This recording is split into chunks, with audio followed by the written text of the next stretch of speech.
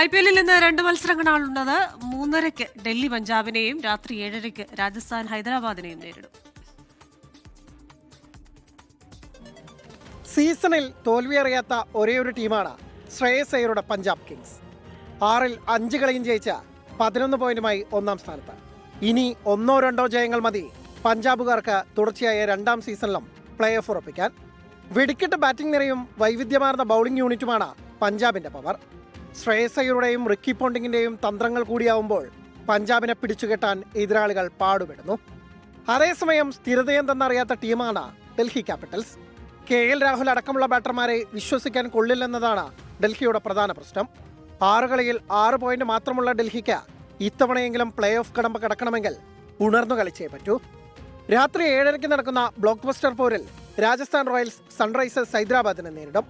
Power ഹിറ്റർമാരാൽ സമ്പന്നരായ 2 ടീമുകൾ മുഖാമുഖം എത്തുമ്പോൾ റൺമഴ തന്നെ പ്രതീക്ഷിക്കാം ഗുവാഹത്തിയിൽ. ഹൈദരാബാദിന്റെ Heinrich Klaasen, Ishan Kishan, Abhishek Sharma, Travis Head എന്നിവർക്ക് വൈഭവ് സൂര്യവംശി, യശസ്വി ജയ്സ്വാൾ, ധ്രുവ് ജുറൽ എന്നിവരിലൂടെയായിരിക്കും രാജസ്ഥാന്റെ മറുപടി. ജോഫ്ര ആർച്ചറും രവീന്ദ്ര ജഡേജയും നയിക്കുന്ന രാജസ്ഥാന്റെ ബൗളിംഗ് നിരയ്ക്ക് യുവനിരയിലൂടെ ചെക്ക് വെക്കാമെന്ന് ഹൈദരാബാദും കരുതും. ഹൈദരാബാദിൽ നടന്ന കളിയിൽ ജയിച്ചതിന്റെ ആത്മവിശ്വാസവും SRHന് കരുത്തേകുന്നു. Sports desk 24.